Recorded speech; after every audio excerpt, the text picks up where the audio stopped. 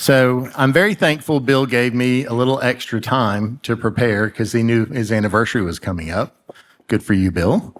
And was making plans. I was like, wow, this is awesome, because usually it's kind of a surprise or short notice before I get to speak. So then I turned and to find out what the Torah portion was for today. And I was like, great. That's why you didn't want to be here on this Torah portion. So I remember the first time I read through it, I was like, oh my gosh, this is like reading through a manual, putting together IKEA furniture. It's like so many details and it's so repetitive. And it's like, okay, Father, what do you have in store? So the more I read, the more I realized that this might be the perfect Torah portion for me to talk about. So before I move on, I want to say I've developed a reputation for being very emotional. You'll have to forgive me. But when I came in this morning and I sat down in those chairs, I could feel the Holy Spirit in this place. And Brother Jerry came in and said, I prayed this morning that every person in here that sits down would feel his Holy Spirit. And I believe that's happened already today, and it's going to continue to happen. Okay. I'm also going to apologize in advance to my children because I did give the production team some pictures, and you may or may not be in there, but there's nothing too bad. So some of them are really old too, so you'll get a kick out of that. But anyway, this Torah portion, I wear several different hats during the week. So I tell people I have 3 jobs, but there's probably more hats that I wear along the way. But as most of you know, we are farmers. We're farmers, and our children take a huge role in that. And you might see some pictures pop up randomly of our children over the years that have shown cattle or helped with cattle or dealt with cattle as we've moved on. But so we're farmers. I'm a veterinarian, so I deal with a lot of other aspects, mostly large animal. We do small animal too, but I deal with all the health issues that we see in livestock, and am very well educated on anatomy and physiology and how they work and when things go wrong. And then most recently, in the last 6 years, I took a job with the federal government, which you probably heard me talk about a few times before. But this job involves food safety and specifically making sure that the meat that is slaughtered in the United States is healthy and not adulterated and is ready for you to eat. So, yay. And it is. So I can tell you a lot of details about that. But I love my wife so much that I have spared adding any pictures of my day at work. There weren't very many. I found out that at work that I'm usually doing things and you're not supposed to have cameras out and such. So there's very few pictures of me at work. So, and they wouldn't be flattering. The 1 or 2 that I found weren't very flattering. So I'm guessing they're popped up somewhere. There we go. Yeah. So, so looking at this, there's a lot of things that I've seen over the years, and it's kind of neat to see in the veterinary side when you treat animals and they're sick, and then you go to the food safety side and you see these animals who might have experienced those things and watch them come down the line, and you go, oh, that's what that looks like, because I've only been able to feel it on the inside or see it on ultrasound, and then to be able to actually see it. So as we look at this Torah portion, there's a lot of details. Like, I was like, what's the long lobe of the liver? And I was recently at a beef slaughter plant in Kentucky, and I was like, that's the long lobe of the liver. I just never thought about it being that's the long lobe. And it's also called the fatty lobe. And guess what it has on the end of it? Fat. So as I've looked at this Torah portion, I think there might be more questions that I had.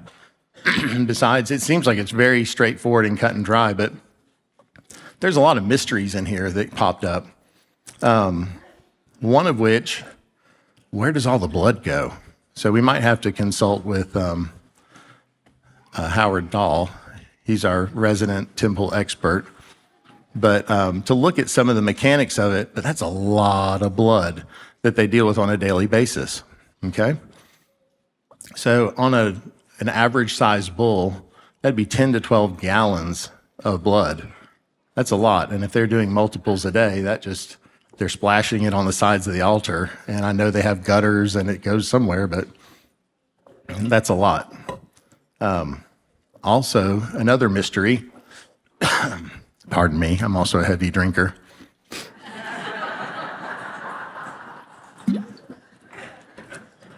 So they have this fire going, and I'm thoroughly convinced that the Sinai Peninsula was probably lushly forested before 6 million Jews camped out for 40 years and had this fire going day and night on the altar. That's a lot of wood, not to mention all their wood for cooking.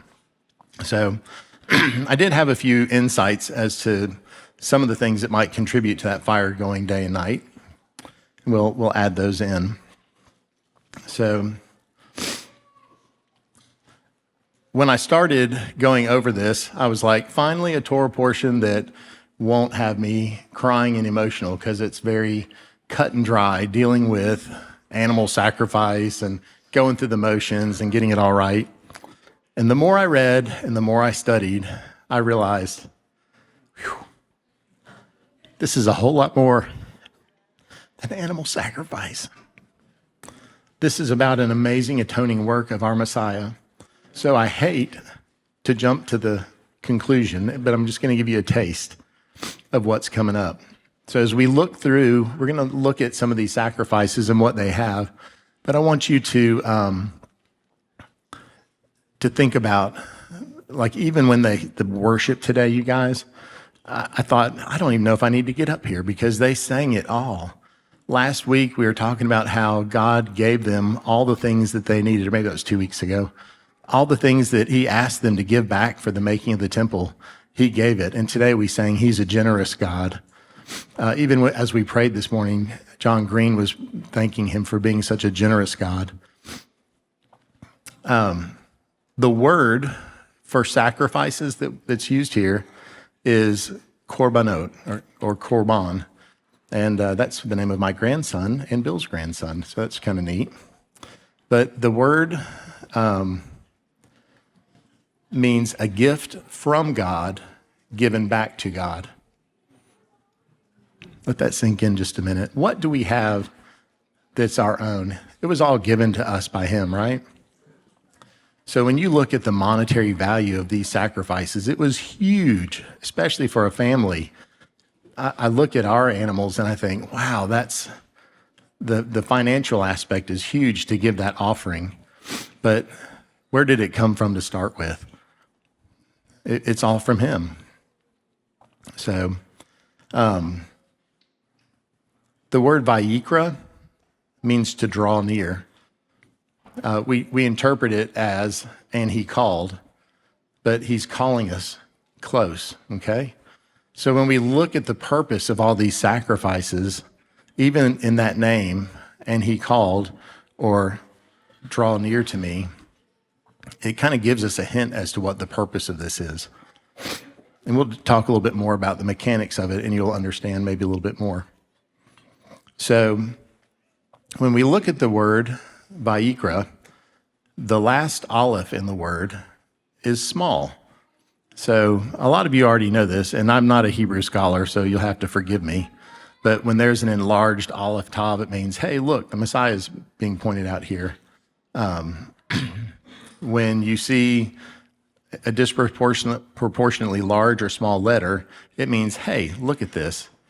And when you take that little aleph off, a lot of the rabbis, when I've been studying, this is not me, but they say that symbolizes humility. So that's how we are supposed to come and draw near to him, is through humility. Okay? Can anybody identify with that? So when you take that aleph off the end of the word Vayikra, it becomes the word Vayikar. And that means to happen to, meaning not by chance, but with a purpose. So when we approach him, it's not by chance.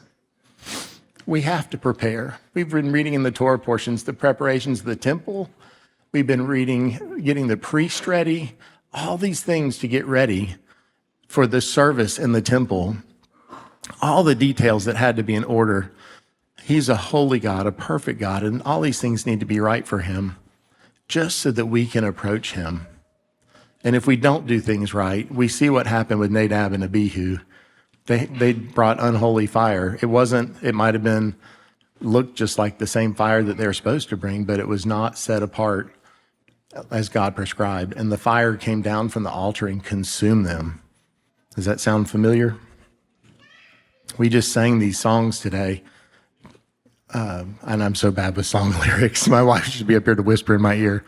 But consume me, all the parts of me, Father. So as we come to him, we come intentionally. He has prescribed what we need to do to come, how we need to come, what gifts we need to bring when we come. So it's very intentional, very specific instructions and details, almost overwhelming. Did anybody get lost in the Torah portion reading it? The first time I was like, blah, blah, blah, from the herd, from the sheep and the fat. And I just it's not really an exciting one just to read. But the more you dig, the more exciting it gets. So each chapter lists a specific sacrifice or offering, a korban. The first one is the whole burnt offering, otherwise known as the olah. The second is the grain offering. Then the fellowship offering, which is also called a thanksgiving offering or a peace offering. The fourth chapter is about the sin offering. And then the fifth is the trespass or guilt offering. So all these offerings have specific purposes, and we look at them differently as we go through. We'll find out more about it. So one of the main things it does is it reminds us that we depend on him. We depend on him for our daily food. The priests depend on him because that's where they get their meat from and their bread. It's a way we can say thank you to him for all he's done for us. It also reminds us there's consequence to sin and a way to restore our relationship with God when we unintentionally sin. It provides restitution for trespasses, repentance, and a way to pave back a way to pave a way back to God.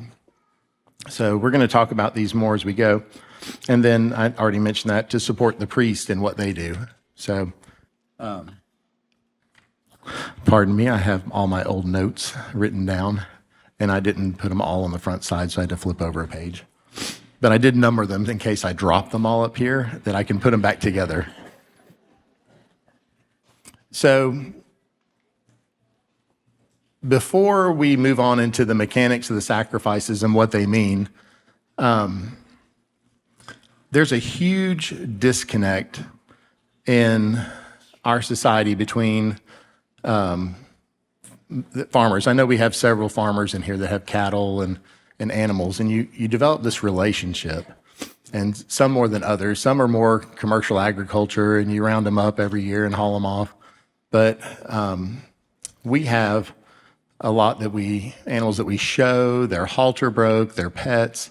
If you've ever been around dairy cows, we were out at the farm last night, and the dairy cow comes running. My daughter called once, and all the cows came running, but the dairy cow comes right up in the middle of everybody, like, love on me, and she wants you to scratch on her. So, yeah, and there's just a few. We'll get the oohs and ahs out of the way. And again, no gross and gory pictures this time, so sparing you that. But in today's day and age, where do we get our meat? We go to the supermarket, and it's wrapped in plastic, and we don't know where it came from. There are some labels. And if you've looked at those labels, they're getting a lot more expensive lately. And if you want to know more, I can tell you later why. It's not a conspiracy. It's just what's happening. But instead of knowing where your meat comes from, like when you have an animal that you've raised and loved, and then you have to kill it and process it and eat it, it's kind of different. I don't want to embarrass Doug and Serena, but when they got into the cattle business, we had a sit-down conversation about, I know Doug's here, I didn't see if Serena's here, but I apologize if I embarrass you for this, but they had some pet cows too, and they loved them. And we've been the same way. I remember one named El Guapo that was everybody's favorite. And when it came time, this is when we first started showing steers, and I don't think my girls, Jessica and Lydia, were showing at the time. I don't think they realized that the only thing that was going to happen with a steer is he ended up in the freezer. So when it came time for El Guapo, the handsome one, and he was very handsome, to go, we're like, we can't eat El Guapo. We're going to eat the other one. So, and I know they've had those experiences, but when you sit down and give thanks to the Lord for what he's given you, it's much more meaningful, knowing where they came from, that you can love on them and pet them, and that you have a relationship. So it makes it hard. So today we've kind of gotten away from that. We don't really think about that that's a life that was given for us so that we could eat and we could have life.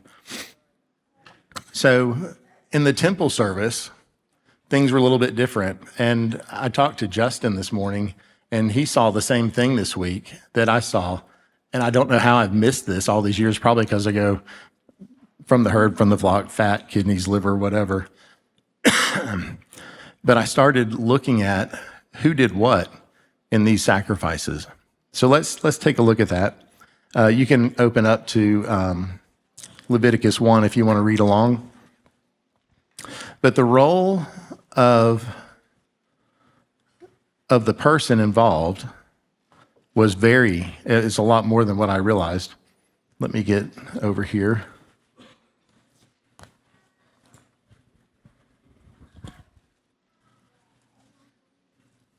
Okay.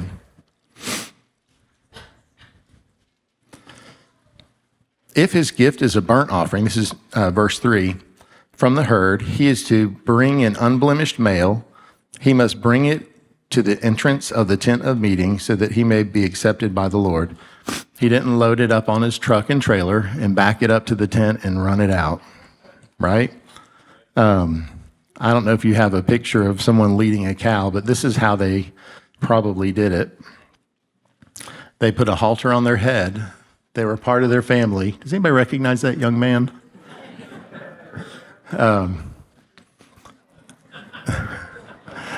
There we go. So that year, his sister told him to pick which one he wanted, and he beat his sister, I think, with her animal. So, but you develop a relationship. That day also, my oldest daughter, Jessica, had a heifer who we still have and is very nice. But it was her first trip to town, and I think Jessica got slung around the ring into some metal panels and broke a metal show brush on her back pocket, and not a very fun day for her. But so that's all part of the process.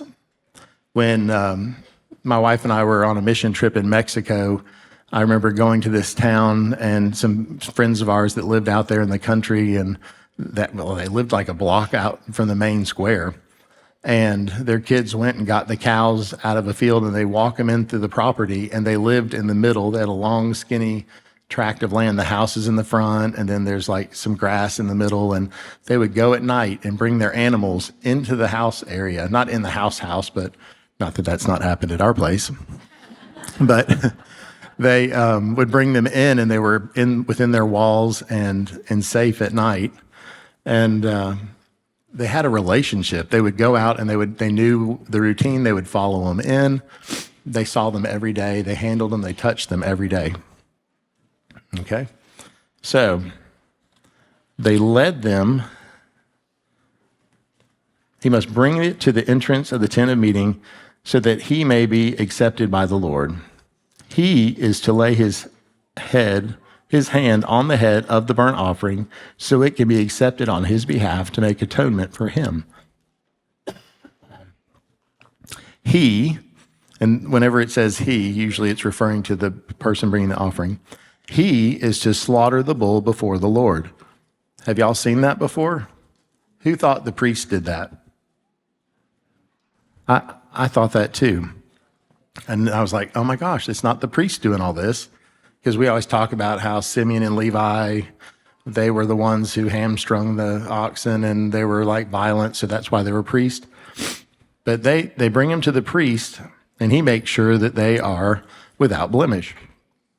So he is to slaughter the bull before the Lord. Then Aaron's sons, the priest, are to present the blood and sprinkle it on all sides of the altar that is at the entrance to the tent of meeting. Then he must skin the burnt offering and cut it into pieces. So that he is not the priest. That he is the one bringing the offering. Does that seem a little bit more personal at this point in time? So can you imagine leading this animal on a rope into the tent of meeting? And they can't be wild if you're doing that, otherwise they'd be clearing the house out. And it leads them in, and I don't know, Howard might know, what kind of apparatus they might have had. We have a head chute where some of them we actually have to put on a lead rope and walk them in because they're kind of stubborn and maybe a little bit lazy, or shake a feed bucket to get them to come in. But most of them just run in and then you catch their head and then you can do what you need to. But I don't think they had those back then. I'm not sure what they did other than they put their hand on their head and then they had to cut their throat from ear to ear. So I don't know if any of you, hopefully not, but most of you probably never had to kill an animal that way, or kill an animal in general, maybe some hunters. But that is to kill something by cutting its throat is just extremely personal. Your hands are on the animal and the knife is in your hand. You are the one that is taking that animal's life. Okay? Does that make that seem a little more intimate already? Man.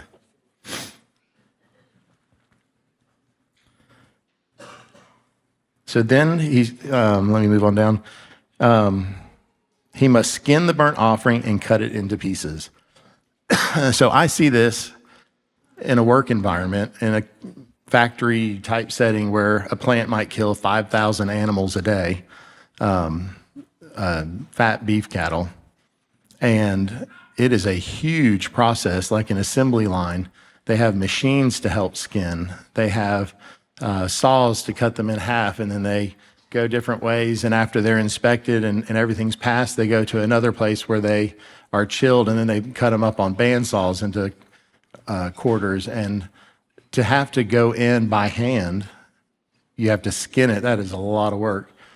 On a full-size animal, beef or dairy, the stomach, the rumen is the big stomach, they have 4 compartments. They're all kind of connected, but the big one that's like a big fermentation vat is about 55 gallons. Okay? Does that seem big? The drums, the barrels? That's the volume that holds. So if it was just full of water, that would be 8 pounds per gallon. So that's over 400 pounds. So you're dealing with some serious logistics here, right? That's a lot of muscle. And as I was thinking about this, I'm still in the mindset of the priests are doing all this, and I tried to follow in Stephen Lane's footsteps and generate a picture. And every time I did a search for a picture of a muscular priest with an animal, they'd all show these old skinny white guys with long beards. And I was like, that's not what I'm looking at. So I was thinking the priests were doing this, and man, can you imagine the muscles? I see some of these guys in the plants that they do the same thing all day. They run a saw or they move things around, and these aren't little guys. They're beefy, man. They're muscular. It's a lot of work. So I was looking for that picture, and then I read it again. I was like, oh man, this is the people. This is you and me coming and presenting this sacrifice. So it's a lot of work. If we were to do that at the farm, or you were to do something, that would be like an all-day project for that one animal. So then there has to be some level of skill to be able to go in and get in between the joints and cut up the sections of meat and do all that, haul all this stuff out. I don't know if they had wagons to do it. But then the priest's job comes back in. The priests are to arrange the pieces, the head, the suet on top of the burning wood on the altar. And then there's another job for you and me. We must wash its entrails and shanks with water. Then the priest's job is to burn all of it on the altar as a burnt offering, a fire offering of a pleasing aroma to the Lord. I can't imagine having to wash all the... I should have looked up how many feet of intestines the average adult animal has, but it's a lot of intestines to wash, okay? So this is very labor intensive, and I really don't understand, and this might be a good topic for Midrash if someone does, but exactly what the washing with water does. Why do we just wash the entrails and the shanks? And again, it just seems like an extra, it's a lot of work, okay? But the priest is the one that approaches the altar. He's the one that puts the blood on the horns and on the sides. He's the one that puts the hunks of meat on there. And not to be disrespectful, but who loves the smell of a good barbecue? Yeah? When you smell meat on the grill, it's like, man, that smells good. And I just can't help but think that's kind of what God is thinking about our sacrifices. So, did I miss another picture? Yeah? Okay. So if you're getting the same picture I am of what's going on here, this is not walking up to the front and dropping your offering in the basket and going on your merry way. Not that that's not a bad thing. And if I could put in a shameless plug, we need to be praying. I'm going to drive the cameraman crazy if I do too much walking. We've got a week or 2 weeks, until the magic day, the whatever day is coming up, the due date, the closing date on this property. So as we think about our offerings, and I did, I think it was the last time I spoke, or maybe a time before, I apologized because I don't like talking about money. And my brother-in-law Chuck said, don't ever apologize for that. It's important. And sometimes we need to hear that. So thank you, Chuck. But we do. This is important. And I don't even know if we have the ability in and of ourselves with our daily jobs to fill this need. I think it's going to take a miracle from God, really. And I think that's what we need to be praying for. So I could be wrong. But it reminds me to go back to the name of the offerings, Korban, a gift from God given back to God. So it's his to start with, and we're just giving it back. So as we look through those responsibilities, we bring the animal, we lay on our hands, we kill the animal, we skin and cut up the animal, we wash the shanks and entrails. Huge work, huge process, very, very closely involved. The priests give instructions. They sprinkle the blood and pour out the blood. They build and maintain the fire. And again, can you imagine keeping that fire burning 40 years in the wilderness? I mean, yeah, all that. We had a tree come down in the storm last week. It was probably a 100-year-old oak tree. And we had chainsaws and tractors and lots of eager, willing children that helped. Thank you very much to go through. We're still not done with it. And I don't know how we're going to move. I don't know if the tractor will pick up the trunk. It's so big. But can you imagine with, maybe they had hand saws, we don't know, if they had to use axes to chop those things, what they had to use to build that fire and maintain it. So that's when the picture of the muscular priest comes in, and it's not because of killing all the animals, it's from chopping all the firewood, okay? So they would build and maintain the fire, place the fat, kidneys, fatty lobe of the liver on the fire, and all the arranging the head and all the other parts in pieces, but that was their role. So they're there, they're active, they're making sure you're doing things right. They're there, they receive the instructions, they're passing those on, but you're the one doing all this. Okay, question for everyone, because I'm sure some of you here have had this issue. Has anyone ever had a grease fire in their kitchen? Yeah, I see a few hands. Okay. So yeah, every once in a while that happens. And I'm sure y'all have seen viral videos of frozen turkeys in the deep fryer, and it's a big, huge. So I was thinking, man, that to build a fire that's going to be hot enough to consume an animal, because that was farmers would have brush piles, and if something died, they didn't have a backhoe, they would put it on top of the fire and they'd light it up. And it took a lot of fire, a long, hot burning fire to be able to consume a carcass. And even then, I don't know that it was 100%. So I started thinking about that, and what all are they putting on these offerings? Say it out loud, audience participation. Fat, okay? So all the fat, the visceral fat, the fat from the entrails, all that's getting tossed on there. The fatty tail from the sheep, which is also kind of interesting. I didn't bring pictures of that either, but they store fat in their little nubby tail, even when they're docked. But they didn't describe that for the goats because they don't get a fat tail, just the sheep. But I did also, one of those mysteries. Anyway, grease on the fire, that has to help it burn, okay? And I think it's just something that would help.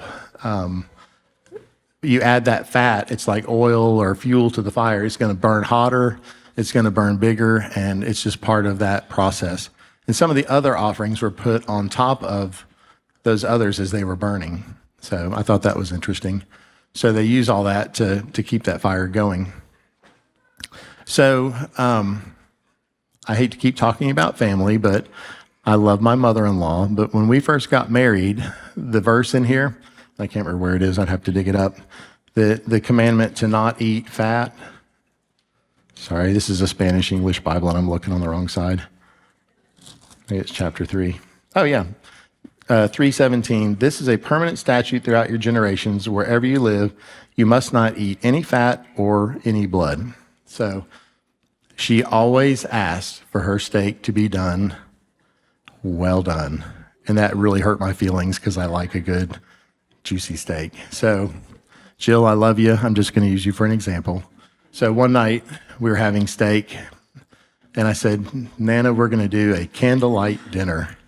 That way she couldn't see what it looked like in the middle. She was like, this is so good.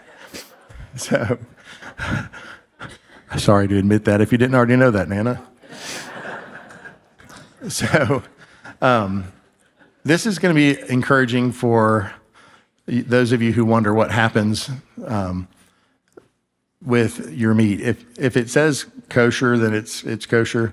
But all the meat that is killed in the United States has to die from bleeding. Everyone thinks, oh, it was shot or it was shocked or whatever. That's just a stunning process. But whether it's a chicken or a sheep or a cow, that's how they die, is from exsanguination. And they're stunned, but their heart's still beating, so they don't feel it. But then they cut the throat and all that blood comes out. That's a lot of blood. One of the places I went, they had railroad cars to haul it off, and they used it for other things. So it can get pretty gross.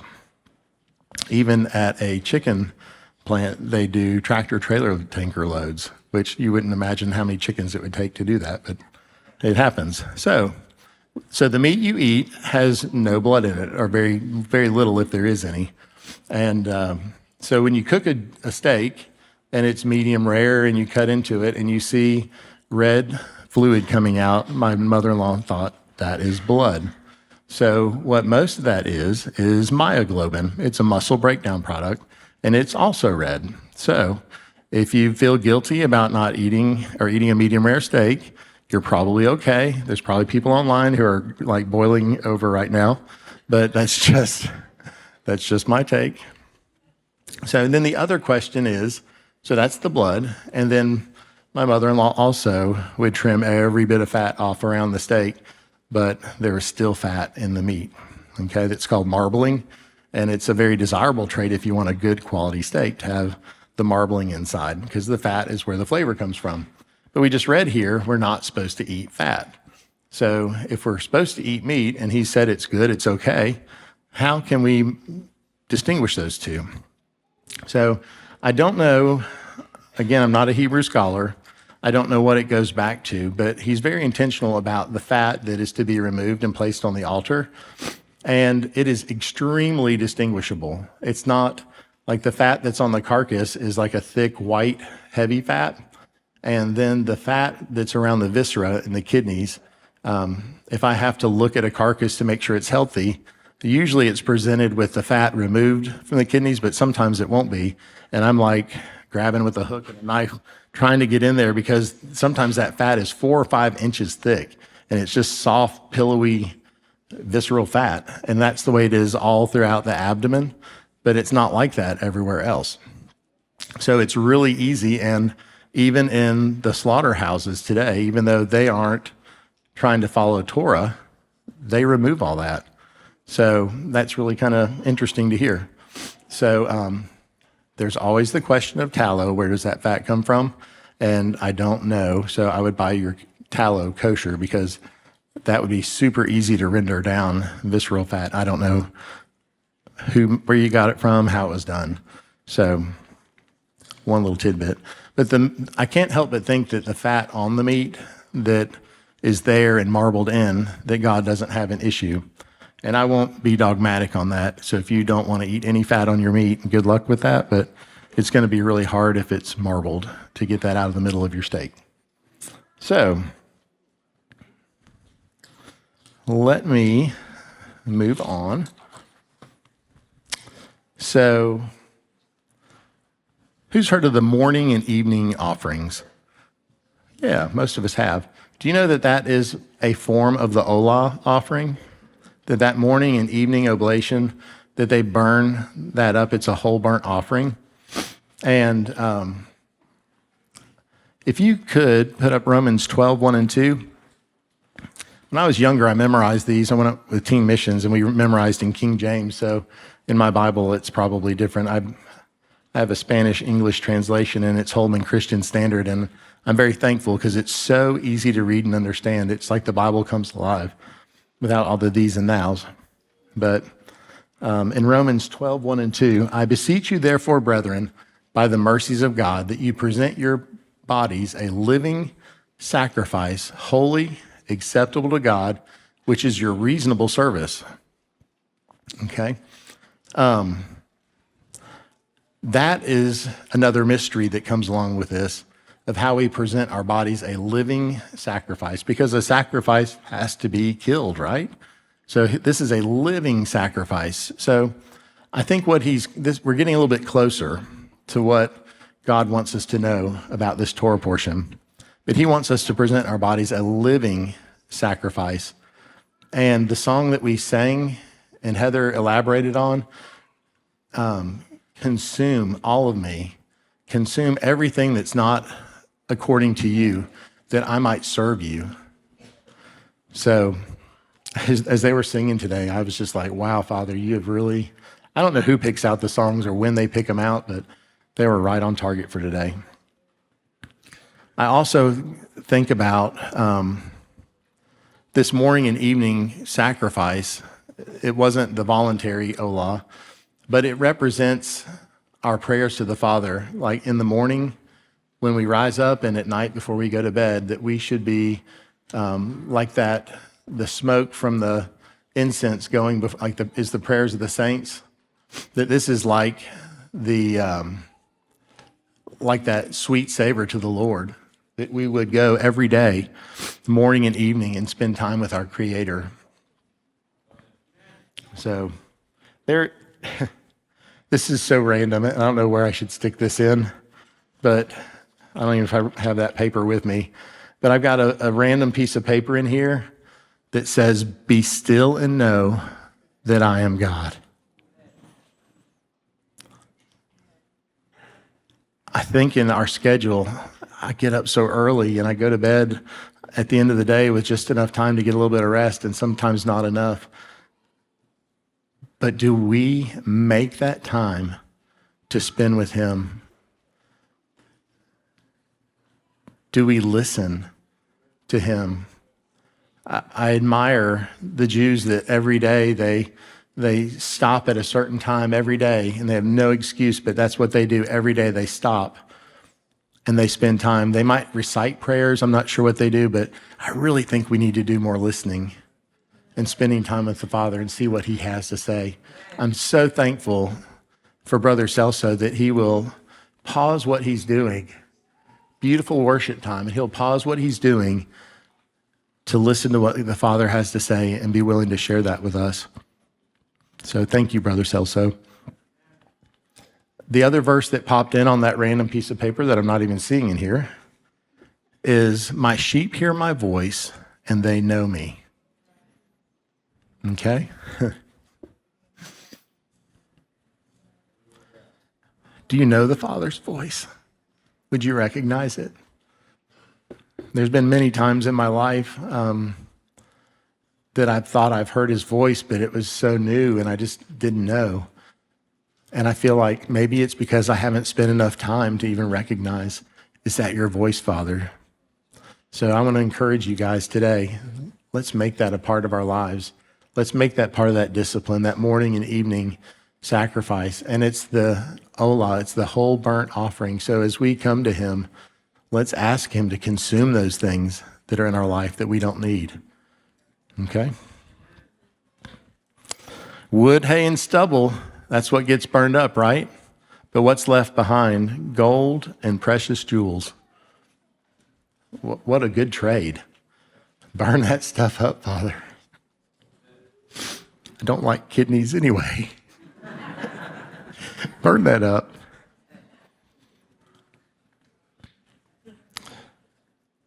Can we lay down our mind, our will, our emotions, our pride for his goals for us?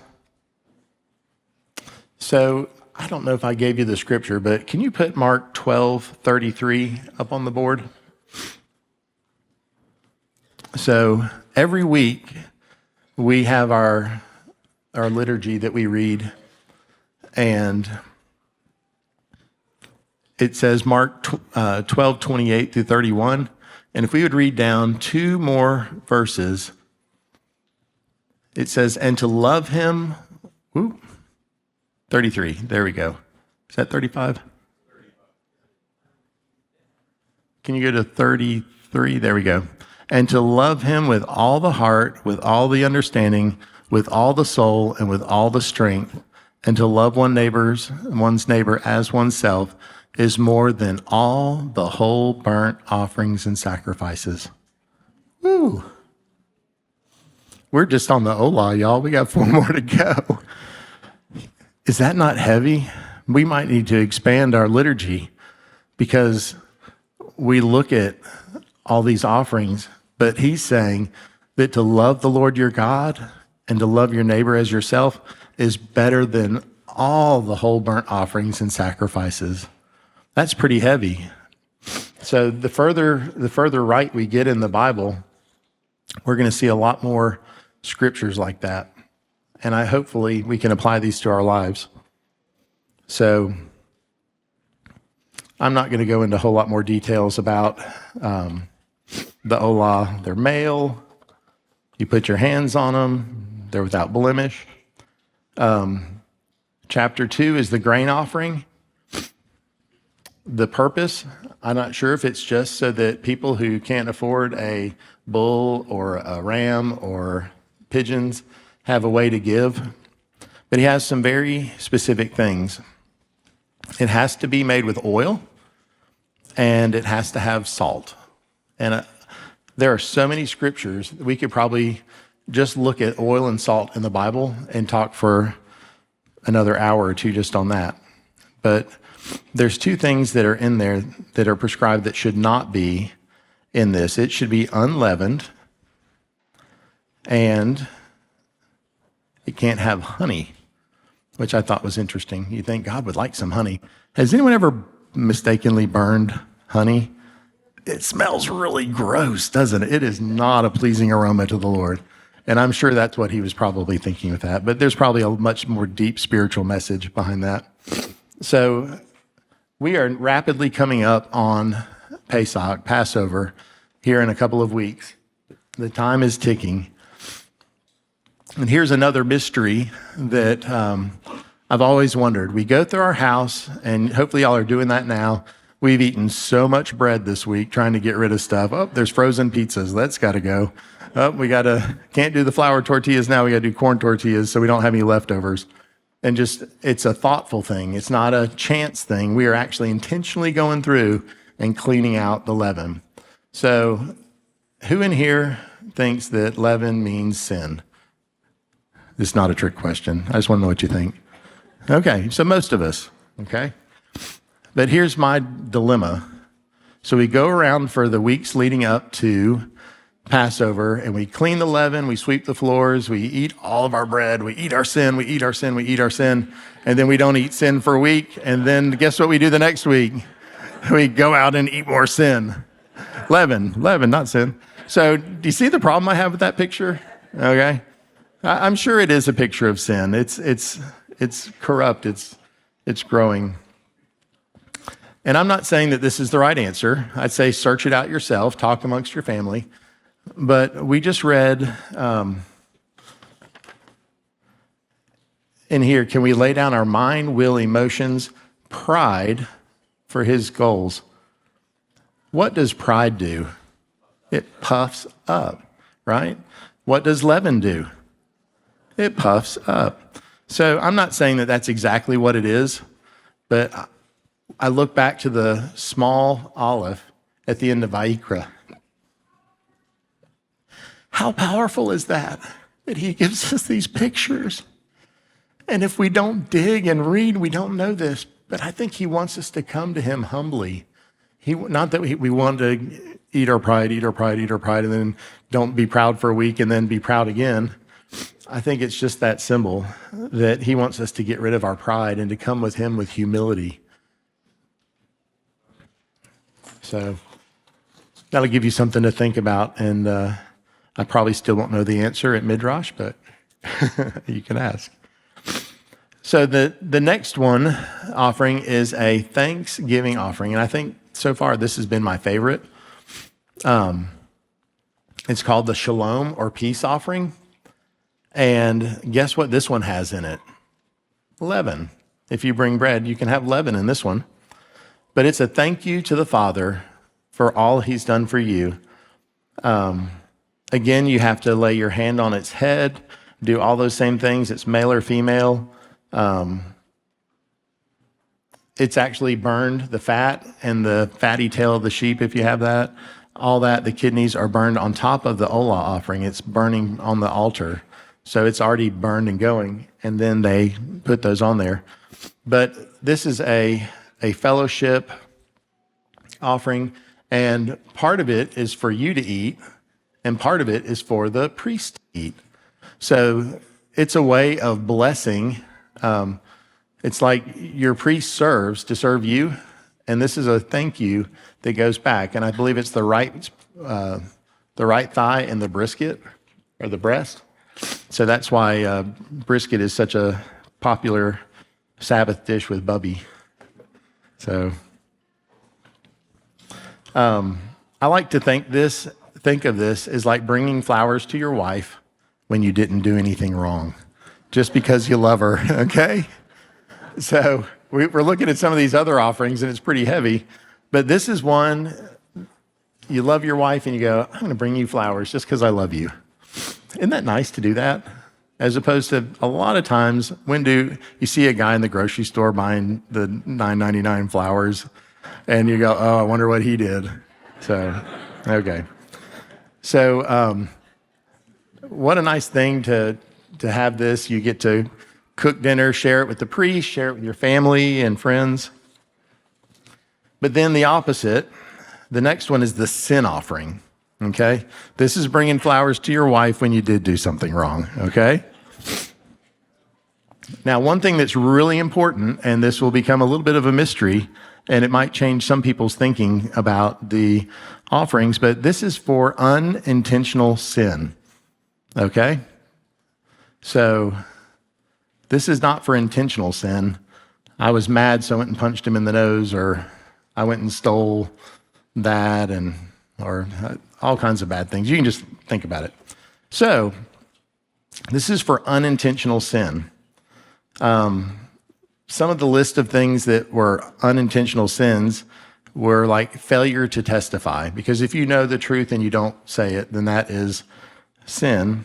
If you touch an unclean carcass, ritual uncleanness, if you make a rash oath.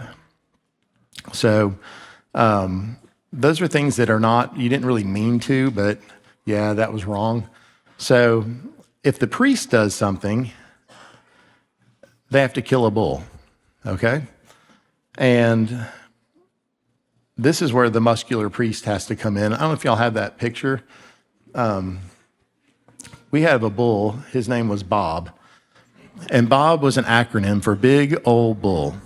And I think Bob weighed about 2,400 pounds.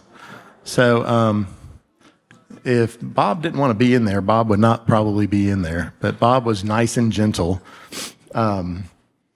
But can you imagine having to put a halter on Bob, lead him into the entrance to the tabernacle of meeting? I can almost picture the running of the bulls in Pamplona, people like getting out of the way, right? So, and who's going to hold Bob? Who in their 25 best friends can hold Bob if they wanted to kill him? I mean, that is one big old bull. So I'm not sure that all the bulls were this big. They could have been like a yearling bull that weighs 1,000 pounds, but still, that's a lot of work. It's just hard to even imagine. So the priest would sprinkle the blood 7 times in front of the veil on the horns of the altar, and then they pour out the blood, all 12 gallons. The fat is burned. The skin with the flesh, head, legs, guts, dung, is burned outside the camp. So we talked about the average adult cow having a 55-gallon rumen. Well, guess what? Bob's is a lot bigger, okay?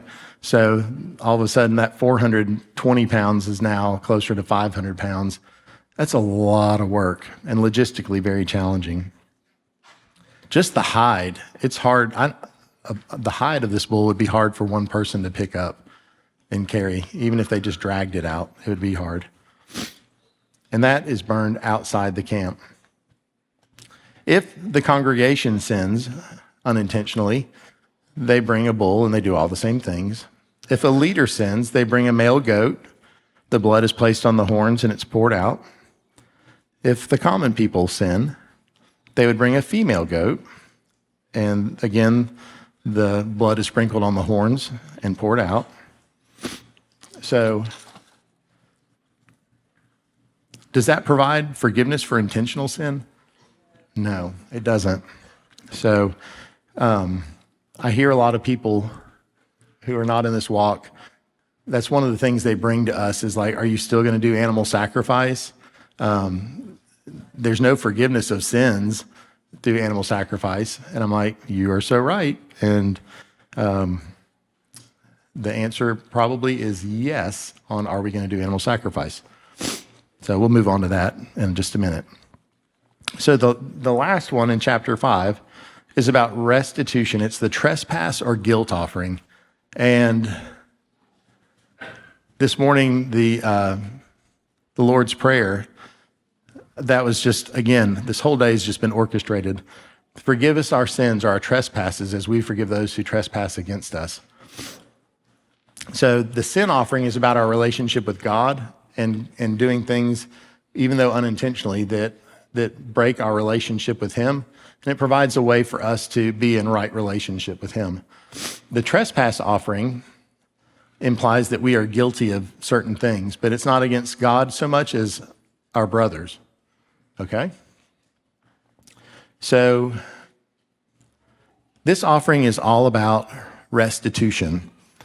It's about taking responsibility for our actions, and there is a cost, a consequence for our actions. So the offering is a ram. It can be for a breach of faith for holy items. It can be for deceiving our neighbor with a security deposit or a boundary. It can be for robbery, oppression, lying about finding a lost item. Oh no, that was in my house already. I didn't pick that up and take it. So there's things that we do, but in this, the Father provides a way of restitution. So to restore in full, they add a fifth or 20% to the value. So if you ended up with your neighbor's sheep and it wandered off and it's like, oh, they all look the same, it's probably mine. But you knew it wasn't yours, then you would not only make this offering to make things right, but you would add 20%. So hopefully it wasn't just one sheep, because that would be bad to add 20% to one sheep. But you would, if you took 5 sheep, you would give them 6.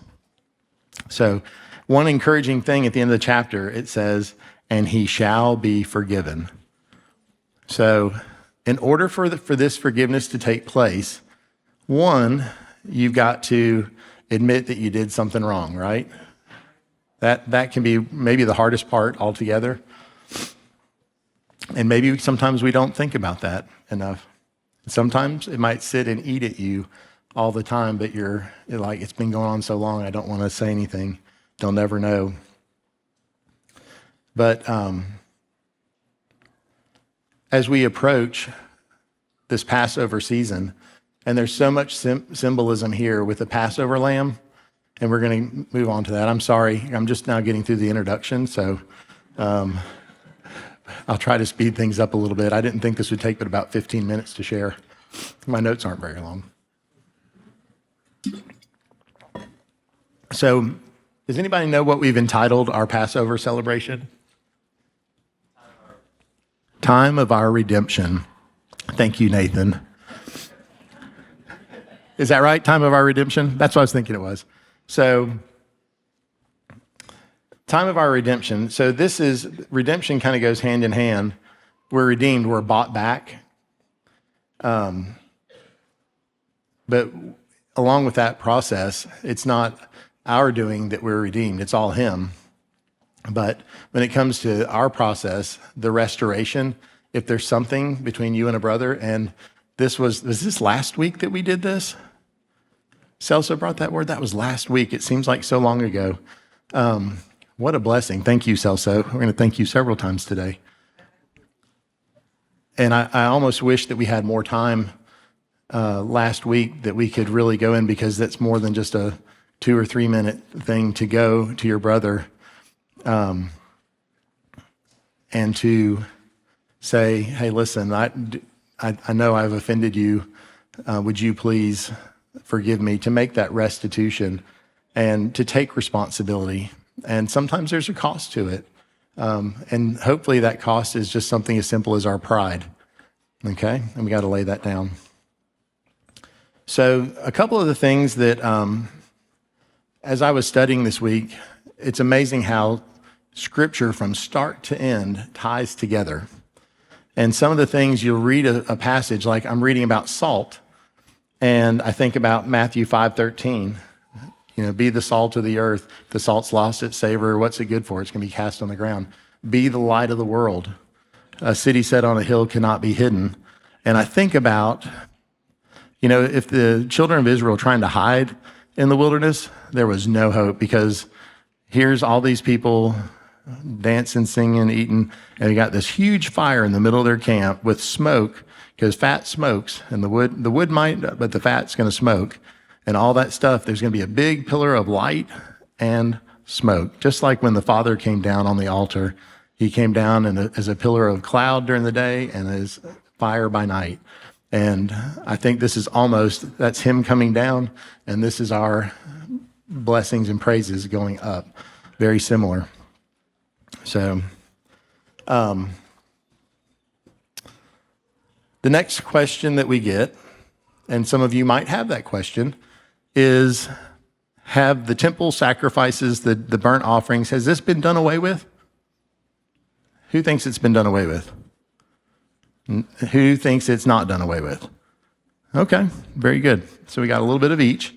And I think there's a lot of questions about that. So there are definitely prescriptions about where and how things are to be done when it regards temple sacrifice. So who realizes that we do not currently have a temple? Okay, very good. So in 70 AD, the Romans get rid of it? I think the Romans came in and destroyed the temple. Sorry. Yeah, thank you for the thumbs up. So in 70 AD, the temple was destroyed. Okay? So at that point in time, there is no altar in which to offer these sacrifices. So just like there are commands in the Bible for women that men cannot follow, there's commands for priests that the average citizen cannot follow. There are very specific laws about the sacrifice. And if you will bring up Matthew 5:17. Hopefully that's the right one.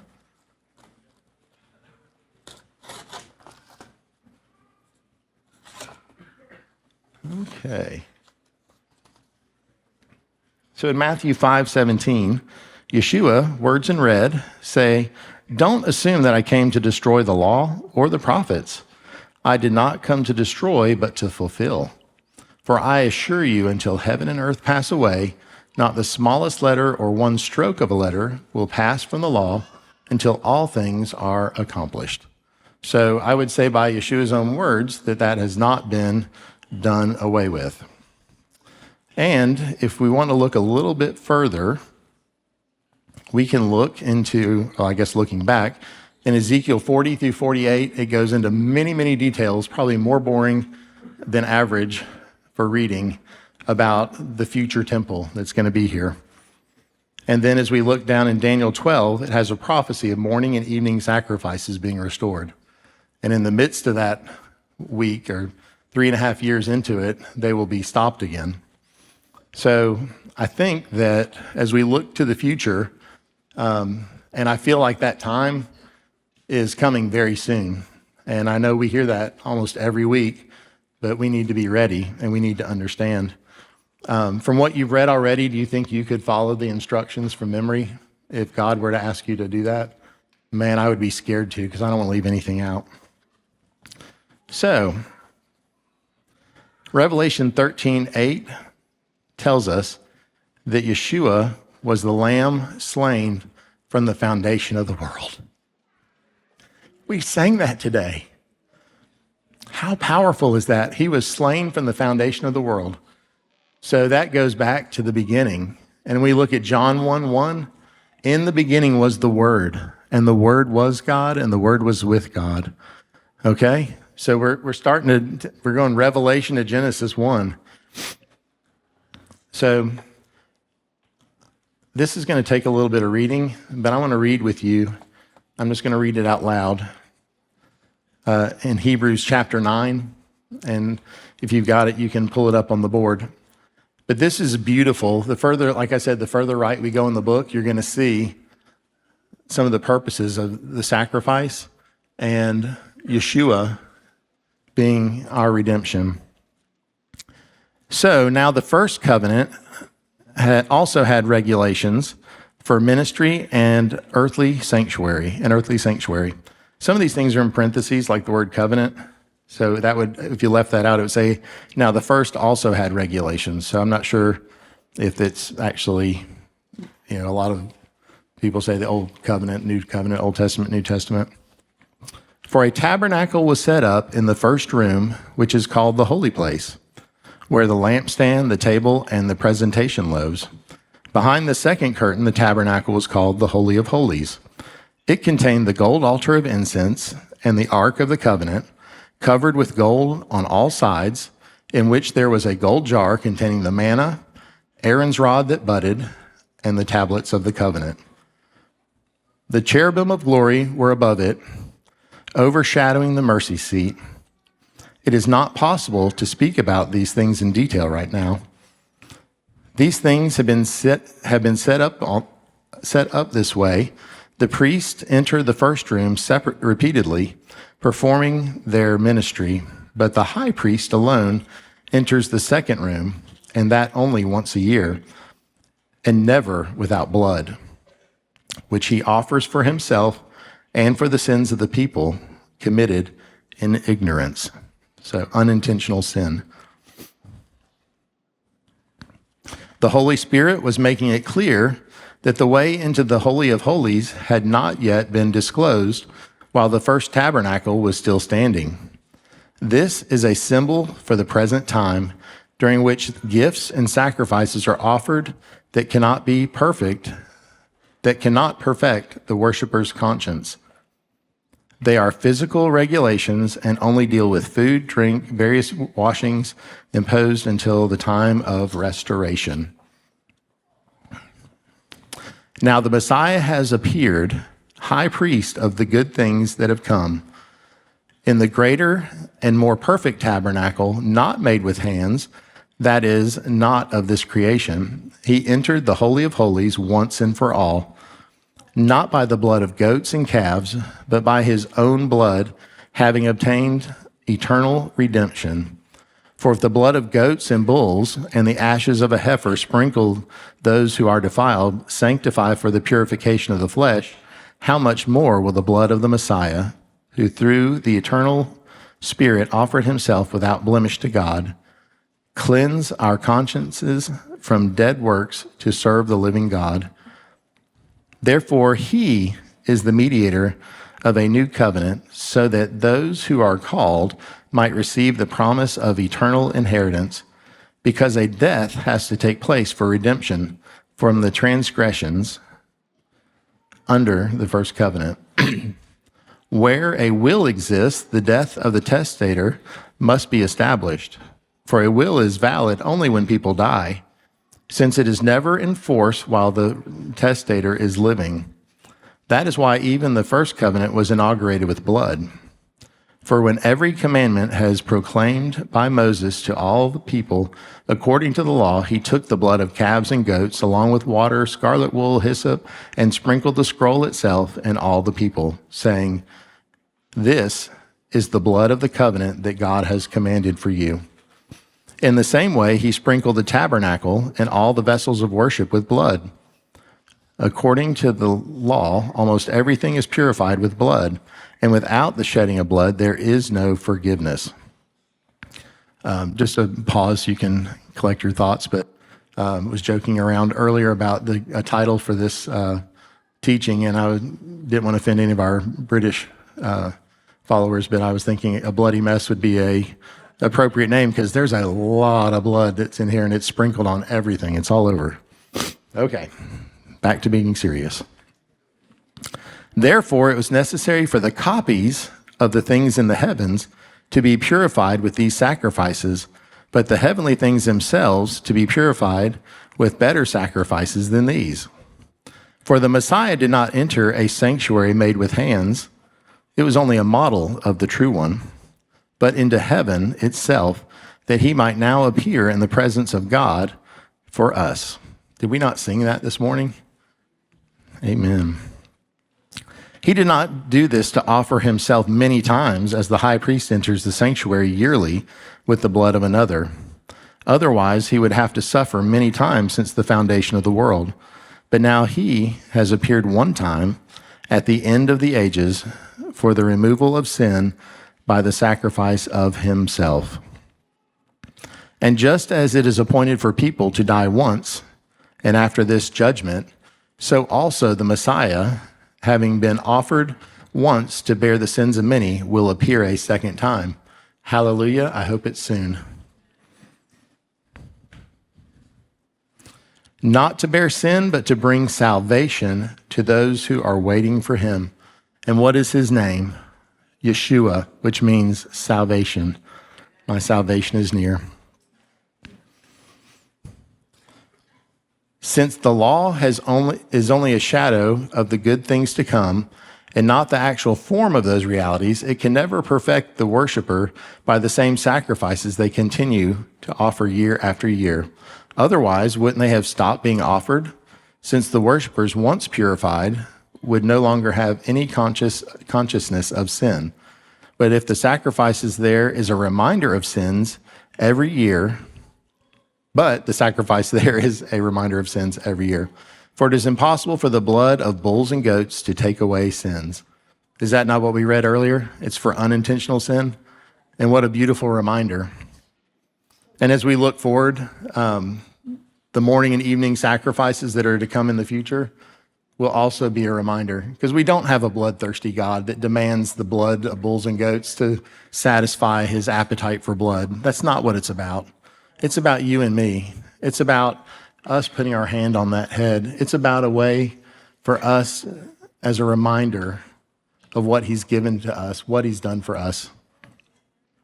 Therefore, as he was coming into the world, he said, You did not want sacrifice and offerings, but you prepared a body for me. You did not delight in whole burnt offerings and sin offerings. Then I said, See, I have come.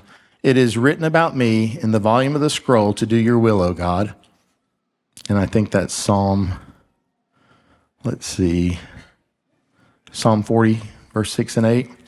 So after he said the above, you did not desire or delight in sacrifices and offerings, whole burnt offerings and sin offerings. Then he says, See, I have come to do your will. He takes away the first to establish the second. By this will, we have been sanctified through the offering of the body of Yeshua once and for all. Now every priest stands day after day, ministering and offering time and time the same sacrifices which can never take away sin. But this man, after offering one sacrifice for sin forever, sat down at the right hand of God. He is now waiting until his enemies are made under his footstool. For by one suffering he has perfected forever those who are sanctified. The Holy Spirit also testifies to us about this. For after he said, This is the covenant that I will make with them. After those days, says the Lord, I will put my laws on their heart, and I will write them on their minds. He adds, I will never again remember their sins and their lawless acts. Hallelujah. Now, where there is forgiveness of these, there is no longer an offering for sin. So for those of you who said that it's been done away with, he has definitely fulfilled that, but it looks like there will be a future reminder. So I don't think anyone is necessarily wrong on either side of that. I'm going to read on just a little bit more because this is a very powerful passage. Therefore, brothers, since we have boldness to enter the sanctuary through the blood of Yeshua by the new and living way that he has inaugurated for us through the curtain that is the flesh. So when it says curtain, that is the flesh is in parentheses, that was added. And what curtain do you think he's talking about? Do you remember when the sky darkened and the earth quaked and that temple veil was rent from top to bottom? He made a way. And that was, when you read the description, the details in the Torah, that was a very tall curtain.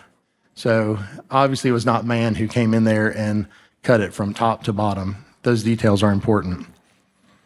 And since we have a great high priest over the house of God, let us draw near with a true heart and full assurance of our faith, our hearts sprinkled, clean from an evil conscience, and our bodies washed in pure water. Are you seeing some of the words that tie back in?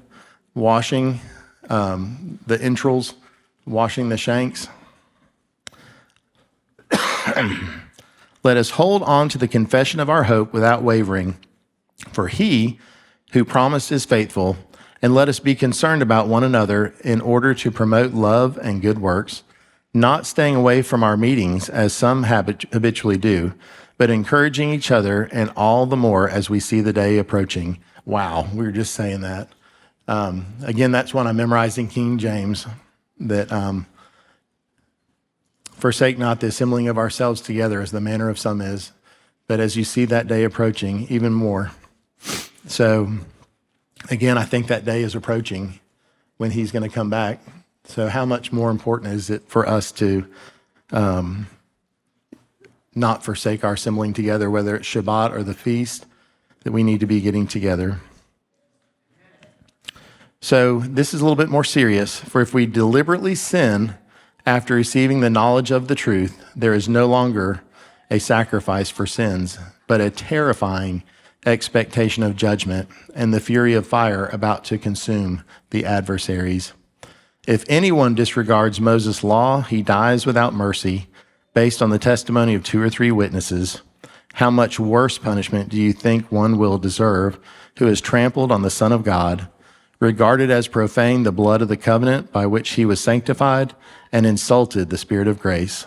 For we know the one who said, "Vengeance belongs to me, I will repay." And again, the Lord will judge his people. It is a terrifying thing to fall in the hands of the living God. Wow.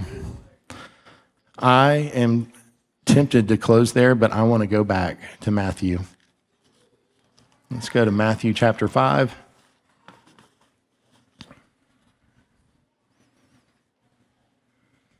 We just read in 17 through 19 about how the law has not been done away with. He didn't come to destroy, but to fulfill. But then he added something that makes it a little bit more challenging for us today.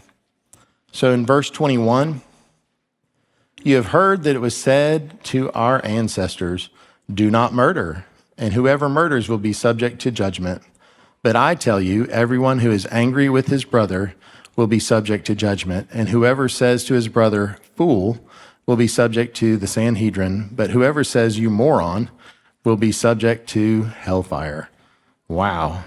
So that changes the rules of the game a little bit, because there's a lot of things, if it was just the black and white of following his commandments, that we could do easily and not get caught. But now it's a game of our mind.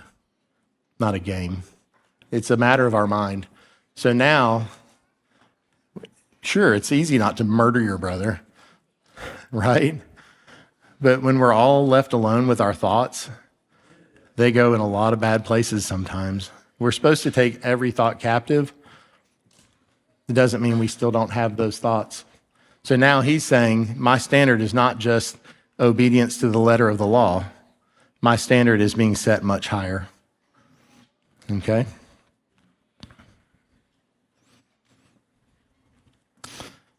And this is the part that ties back in. So if you are offering your gift on the altar, and there you remember that your brother has something against you, leave your gift there in front of the altar. First go and be reconciled with your brother, and then come and offer your gift. Okay?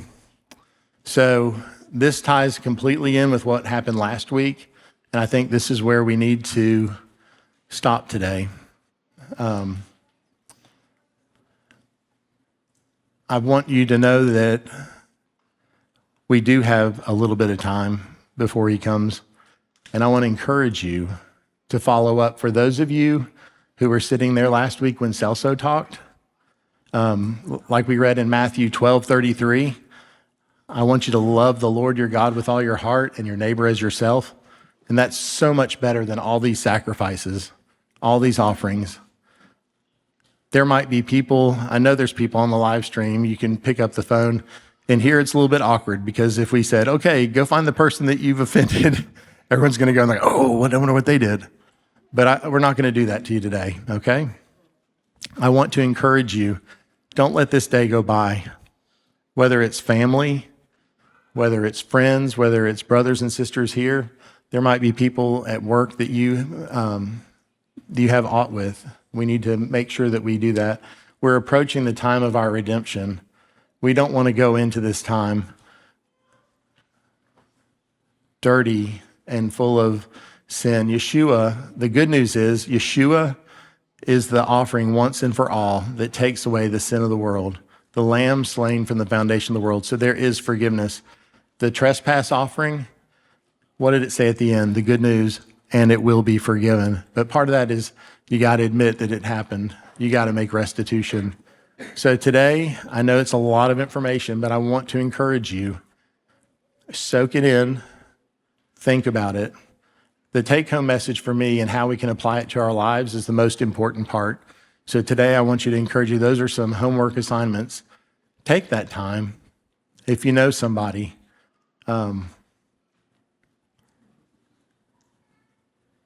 And laying down that pride that puffs up, that also could be the hardest part because we don't want that as part of our offering. So to come humbly to your brother and not necessarily to come and expect them to do something. This is all about what's going on in our hearts today. Okay?